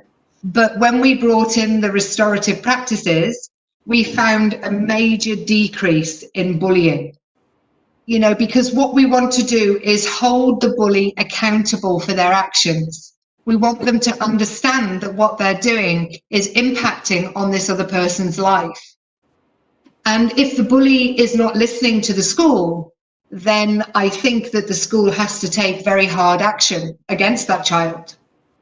Because I think we have to remember that we are living in a culture of liability, where in any country now, I see it in Indonesia too, that parents can take the school to court. They can sue you for not dealing with the bullying, you know. A parent can also go to the parents of the child who's the bully, and they can take them to court. They can sue them for being a bully. So as a school, we have to keep moving forward with the times. So we have to have very strong bullying, anti-bullying policies in our schools. We need to have a proper protocol or a proper system for dealing with bullies that holds the bully accountable. Now, if the bully doesn't stop and you have followed your school protocols, then I think it's up to the head of campus what happens to the student. But I think as a teacher, you can begin to try to listen to what the bully has to say, because maybe the bully has reasons for bullying. Now, I don't believe anybody has a good enough reason, but I do think as a teacher, you need to be listening. So I think when you've already told a child to stop bullying and they continue, the child is not listening to you. You need to listen to them. So that's where the restorative questions come in. And you can say, okay, you know, I'm not going to punish you, but I want to know why you are still bullying this person after I have asked you not to. Why are you still doing that? And I think, you know, you have to work with the bully, and you have to work with the bully, and then you have to work with the person being bullied, and you have to give that person the confidence to stand up and say, stop bullying me. You know, you can train students to see bullying and to stop bullying. Bullying is not simple, but with an emotionally healthy school and good policies, check your school policy. What's your school policy on bullying? If you don't have one, you might want to start writing one, you know, get a team of teachers together to look at policy. Have yourself a procedure, you know, and really talk to these students. Educate all of your students. It's not a simple fix. It's difficult to stop bullying, but you have to have a process, and you have to educate students with emotional intelligence. You have to educate them that bullying is wrong and why it's wrong. You know, so you have to look at your whole school approach to bullying. It's not just an individual's approach, but if you want to try, you need to just speak with the student first. Find out what's really happening for that boy. You know, is that boy being bullied at home by his parents? Is he bullied by an older brother? You know, what issues does that person have? And listen to the bully, because the bully should have a voice, and you can build a bigger picture of that student and make better decisions about how to handle it. You can have a meeting between the two, you know, a restorative meeting, and find out what's happening. Oke. Jadi ya pertama ya Bapak dan Ibu, yang menurut Lizzie ini, kenapa ini berlangsung terus menerus sementara orang tuanya sudah melaporkan, kemudian gurunya sudah menasehati dan sebagainya. Bisa jadi yang pertama di sekolah kita itu tidak ada aturan. Jadi mungkin coba cek lagi aturan, ada nggak aturan yang memberikan sanksi misalnya bagi anak-anak yang melakukan bullying di sekolah. Nah kemudian kecenderungan kita guru itu lebih sering menasehati daripada mendengarkan. Jadi kadang-kadang kita nasihat kita tidak dengarkan apa yang menjadi, maksudnya gini, pelaku bullying itu ya pelaku kesalahan itu ya harusnya kita juga dengarkan. Kita juga libatkan agar tidak terjadi lagi bullying di sekolah. Meskipun pendekatan bullying ini ya tetap sulit ya Bapak dan Ibu sekalian, karena seperti yang disampaikan oleh Pak Adrianus tadi, itu sudah kayak sudah menjadi budaya tontonan setiap hari gitu. Tetapi jangan berhenti Bapak dan Ibu, terus-menerus harus melakukan cara seperti itu. Dan pendekatan orang tua juga harus sering mengawal agar anaknya juga tidak terus-menerus menjadi korban dari bullying di sekolah. Jadi saya pikir itu penjelasan dari Mrs. Lindsay. Oke, saya persilahkan yang raise hand untuk menonaktifkan mikrofonnya, from Rita Pertiwi. Oke, open your mic please, and you can ask directly to Mrs. Lindsay. Hostnya kan di Pak Herudin, mereka hanya bisa dinyalain oleh Pak Herudin. Ya Allah, kenapa nggak di-reclaim tadi nggak jadi di-reclaim. Oke, baik, silakan Bu Rita Pertiwi. Silakan Bu Rita Pertiwi. Open mic-nya kan Pak Herudin yang kontrol. Oh iya. Enggak di-reclaim aja sama Bu Umi, nggak apa-apa. Oke, silakan Bu Rita Pertiwi. Udah dinyalain belum? Udah. Bu Rita Pertiwi. Oh, iya. Silakan Bu. Ya udah aku reclaim sebentar. Halo Bu Rita. Nggak ada suaranya ya? Oke, bersiap-siap Bu. Halo Bu Rita. Nggak ada Bu Rita raise hand di sini. Rita Pertiwi. Oh, nggak ada. Oke, silakan selanjutnya Bu Widarti Idris. Oh, Bu Widarti. Halo. Iya. Halo. Iya, halo. Idris. Ya, silakan. Silakan. Halo. Iya, silakan Ibu. Bu Widarti, silakan. Tutup lagi. Mungkin sinyal karena malam ini banyak yang ini sepertinya. Bu Lilik ya, Bu Lilik ya. Boleh, Bu Lilik. Ya, silakan Bu Lilik. Bu Lilik. Berdengung. Halo, assalamualaikum. Waalaikumsalam, silakan Ibu. Oke, terima kasih Teh Umi. Good evening, Miss Lindsay Band. Hello. Before I ask you, let me introduce myself. I am teacher at elementary school in Kediri, East Java. In my opinion, this topic is interesting to me. I know that bullying is influence to the next life of the victim, about the emotion, the psychology, and etc. As you know, that my son has ever been the victim of bullying when he was at 6th grade. And now he is at 1st grade at senior high school. And I feel his characters be a stolid, not too much talk, and sometimes he is a fractious, childish, and does not to appreciate his teacher.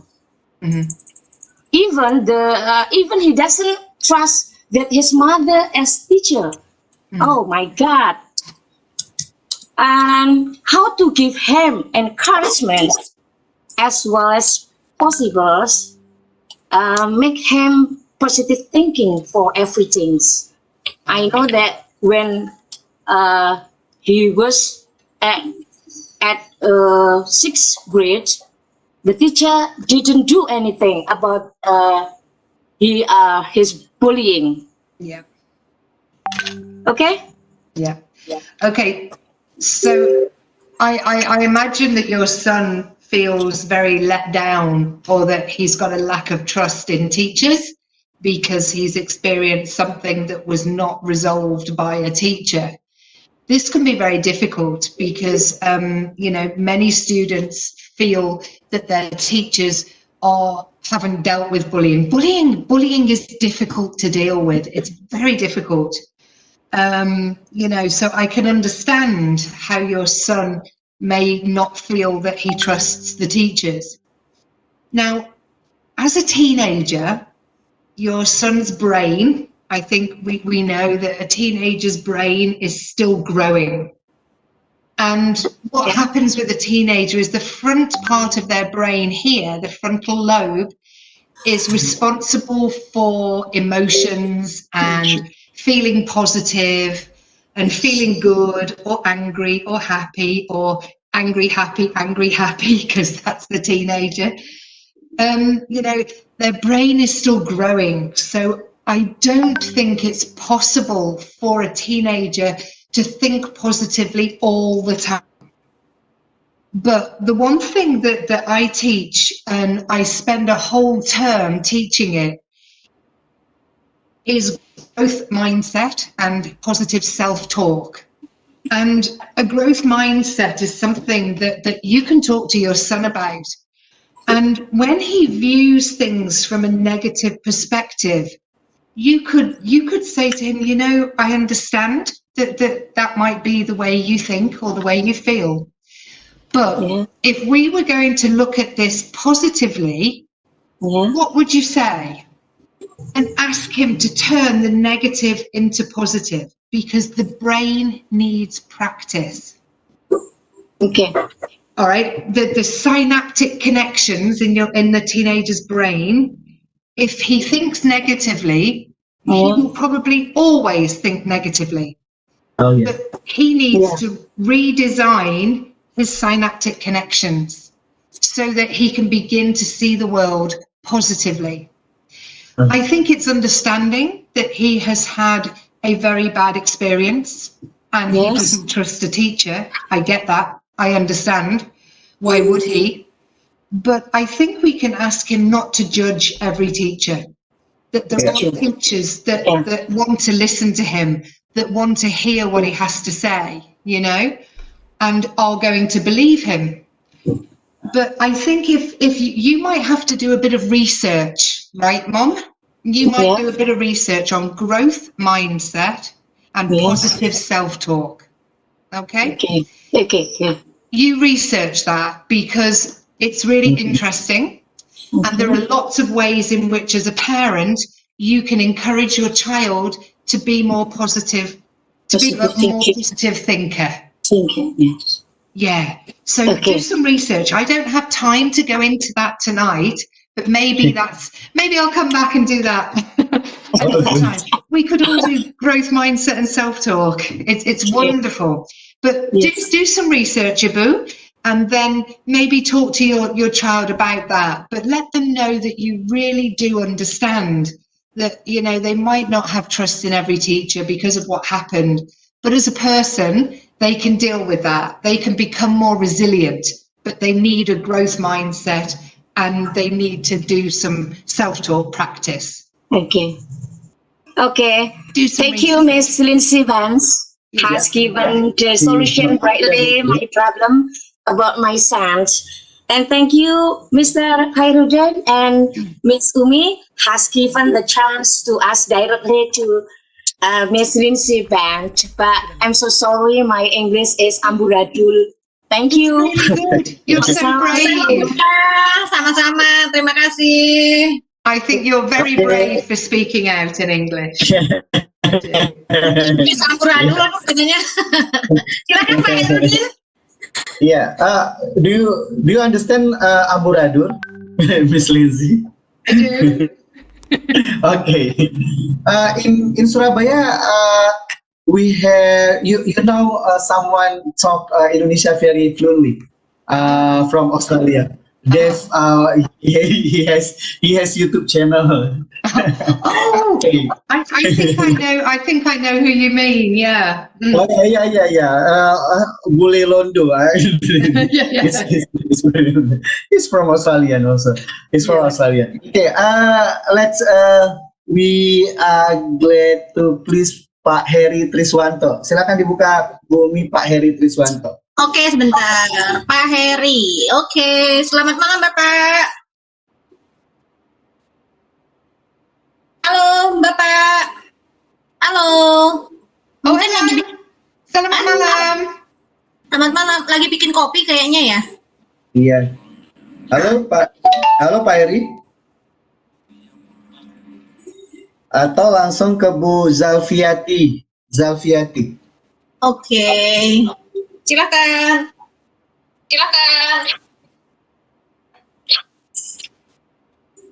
Bu Zalfiati, silakan.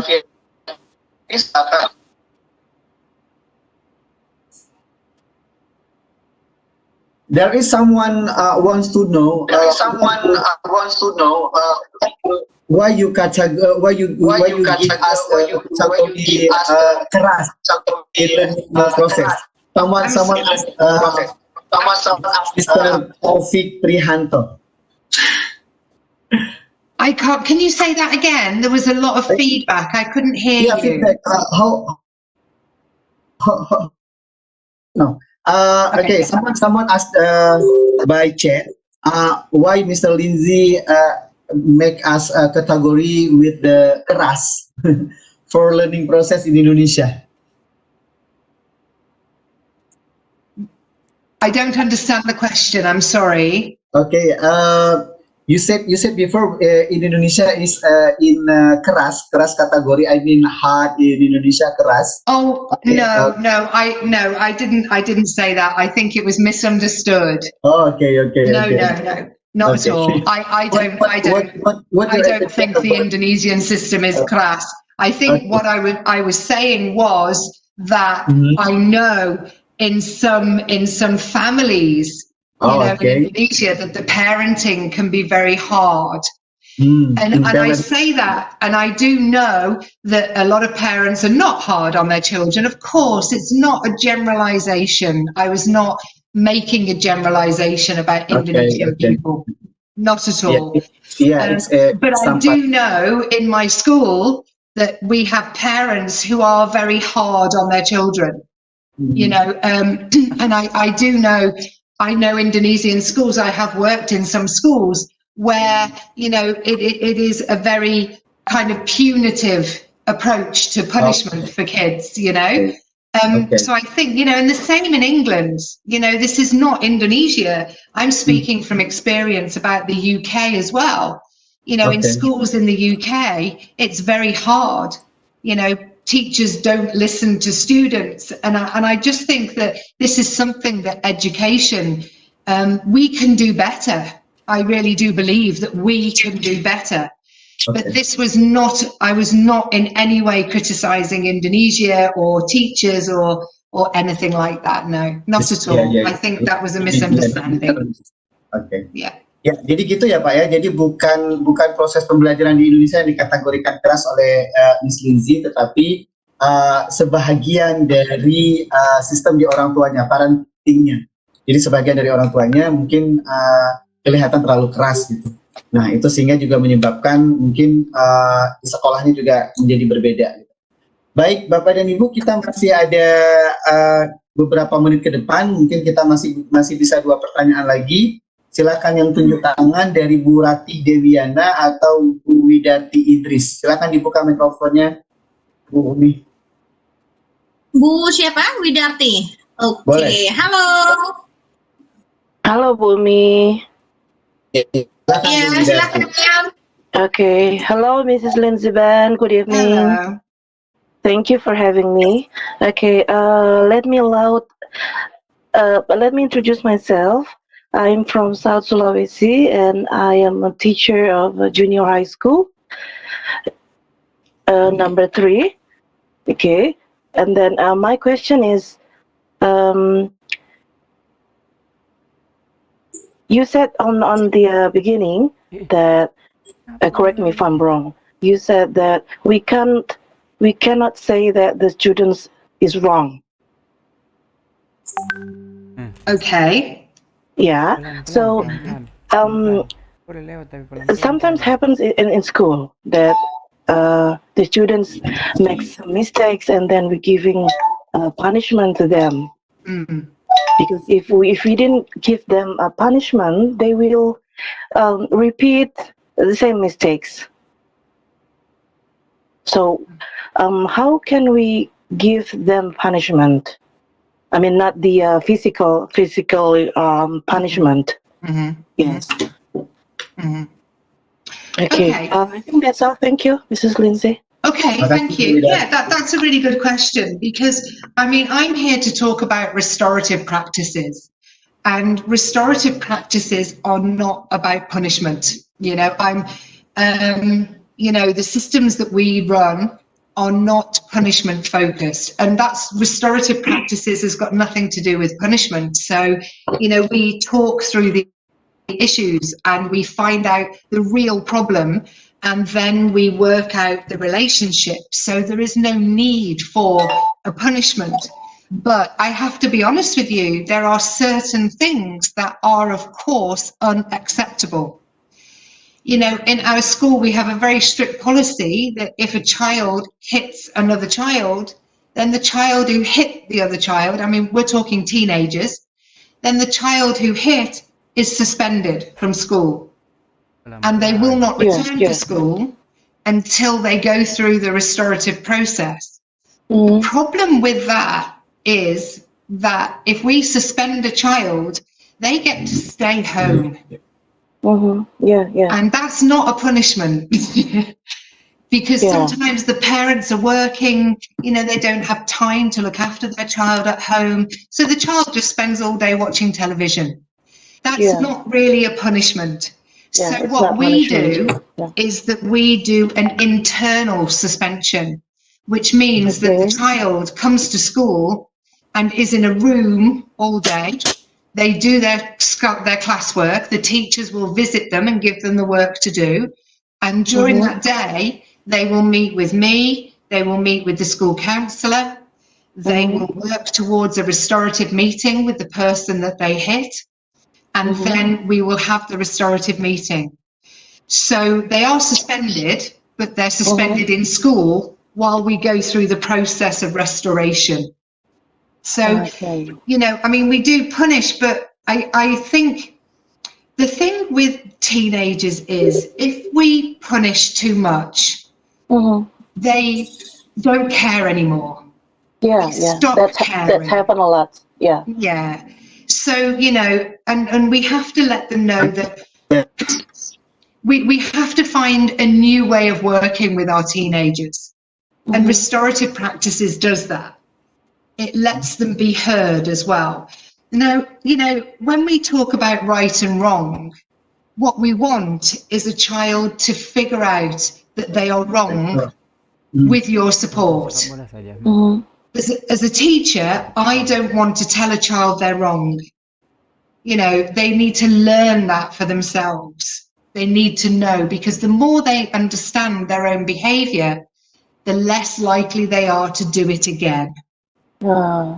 Punishment means you can handle it. And to some teenagers, it's a badge of honour. Oh, I'm going to get punished again. Oh, I've been suspended 5 times. They wear it like a glory. And like Pat Adrian, was it before? He was talking about how bullying is now permissive. And, you know, people wear this badge of honour. It's not viewed as a problem, where restorative practices view the bullying as the problem, not necessarily the child is the problem, because we can work with teenagers. Their minds are open, you know? So I think a balance is what you're looking for as a teacher, perhaps a balance between there should be a consequence if the action dictates it. But we must listen to what our young people have to tell us. Because that way you will find out why the bully bullies. And that's what you're interested in as a teacher. Why are you doing this? But if you punish them only, you will never find out why, and the bullying may never stop. They move the bullying to outside school or before school. Yeah? Bullies are clever. they need to bully. So you need to find out why that person's bullying, and your work needs to be with the bully, you know? Find out what's going on. Ask them those powerful questions. Why are you bullying that person? Have you had a punishment? Why do you continue to bully even though I've already given you a punishment? Find out why that child thinks what he thinks. And then you've got the opportunity to have an open and honest relationship where you can begin to make a real difference. Do you see what I mean? It's a balance, right? Okay. Thank you very much, Mrs. Lindsay, for having me. Thank you very much, Mr. Host. Ya, makasih Bu Widarti. Okay. Sama-sama.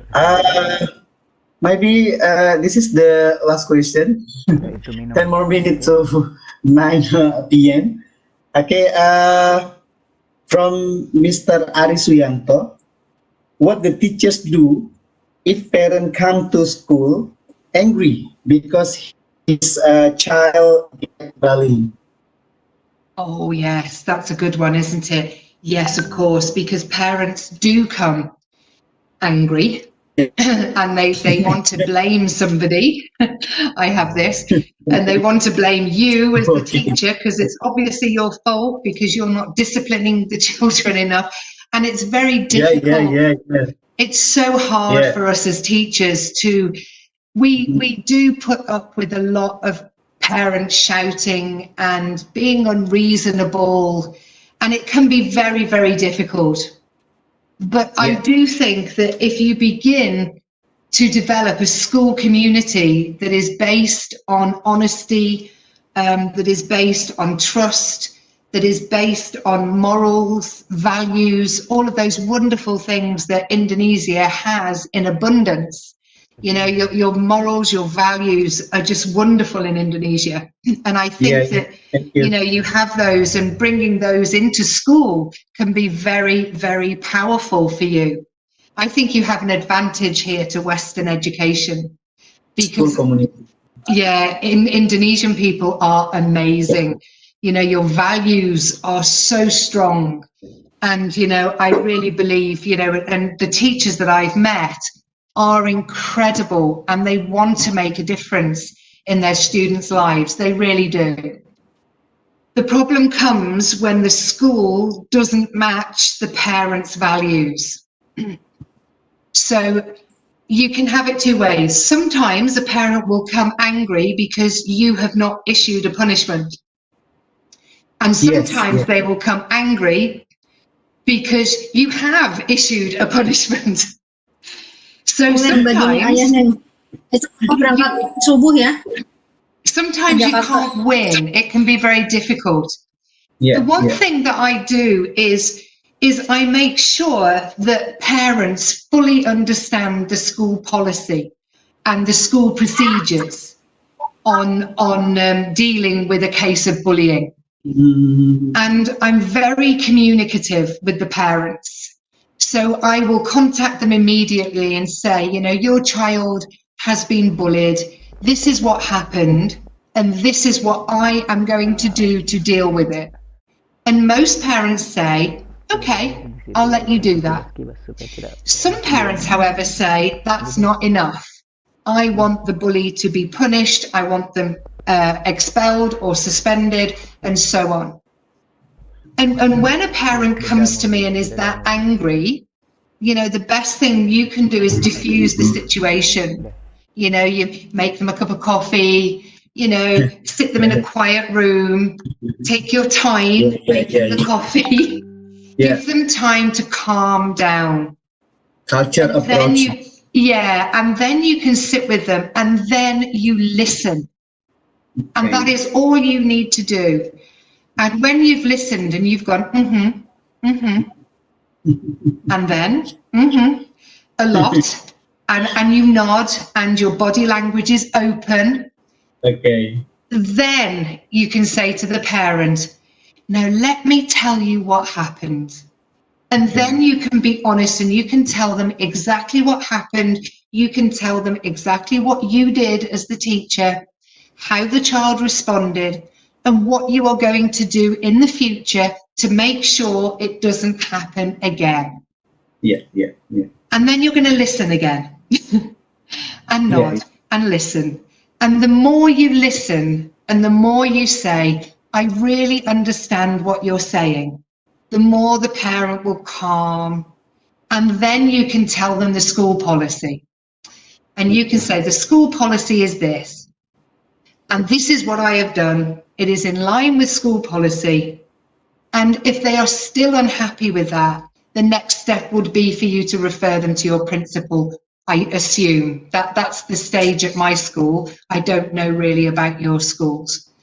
But, you know, having the empathy towards the parent is really, really confirming for the parent, and that you are listening to them and understand their emotional distress.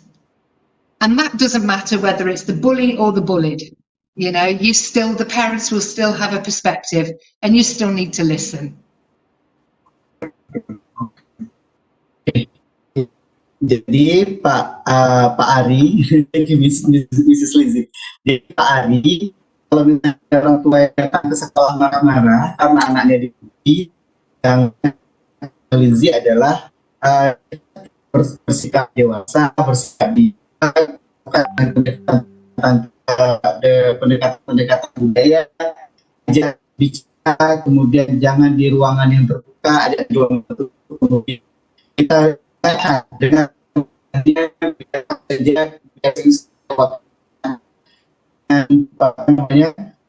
struktur kita juga terbuka, sehingga dia bisa dalam situasi itu kita bisa memastikan orang tersebut bahwa kita menangani kita juga saya berjanji tidak akan terjadi lagi kejadian serupa, terutama terhadap anaknya itu. Dan saya pikir itu jawaban dari Miss Lindsay. Dan Bapak dan Ibu sekalian, ini banyak sekali yang masih tunjuk tangan. Mrs. Lindsay, there are still many attendees who raise hand, but we know you will not over on 9 p.m. Bapak dan Ibu, Mrs. Lindsay sudah jadi ini memang tidak bisa untuk malam hari ini dan terpada lebih dari 9 bahwa we still give your time for the next time. Okay, but now we are going to close. We hope you can give some closing statement.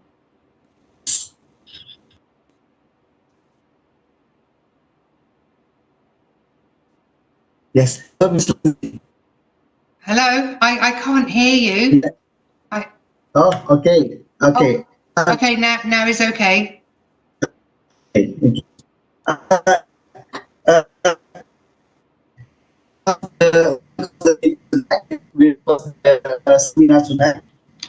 Pak Herudin, suaranya putus-putus ya? Pak Herudin, halo? Teman-teman, apa suara Pak Herudin putus-putus? Di aku terdengar putus-putus. Putus-putus. Ya, Cece, putus-putus. Putus-putus. Pak Herudin, suaranya putus-putus. Halo. Iya, Iya, putus-putus. suaranya tadi putus-putus. Iya, terdengar putus-putus ya, Umi. Sekarang Putus nyambung deh. Putus nyambung. Pak Herudin, tes. Halo? sekarang Masih, Teh Umi. Masih Bunda Stella.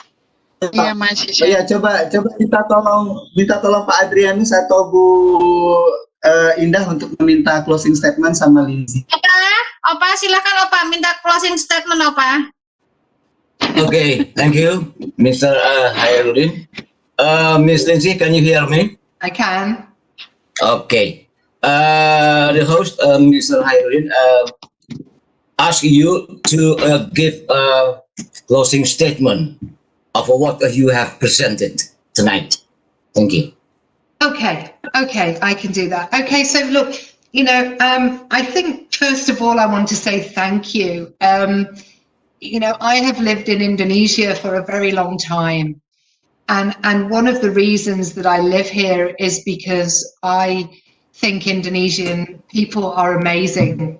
And, throughout all my years here, I have worked alongside some Indonesian schools as well, particularly with the work on restorative practices. We have a sister school in Surabaya, and teachers have come over and observed the wellbeing work. And, the one thing that I always notice about Indonesian teachers, and I'm sure this is for all of you, that you are so passionate about what you do.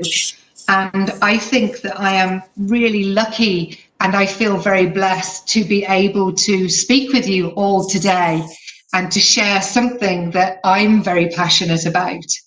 And I think, restorative practices are very complex and they're very new. And, it might be difficult to think about how this can happen in your school. But, changes can happen with just one person.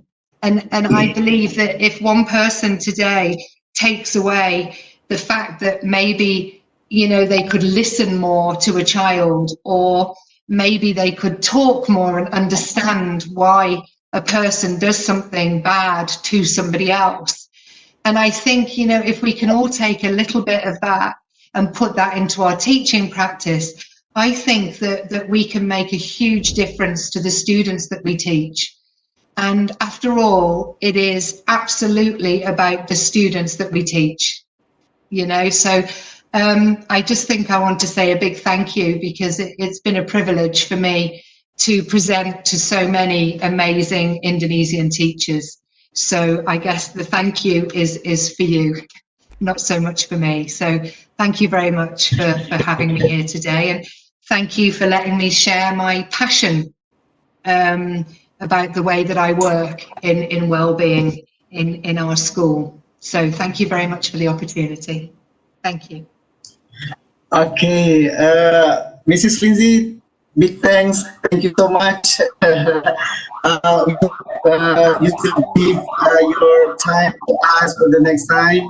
And this is a really short time for us to discuss about the situation of our school, of our education also. Thank you so much, Mrs. Lindsay. Teman-teman semuanya, terima kasih sudah berhadir pada malam hari ini. Kita spesial banget.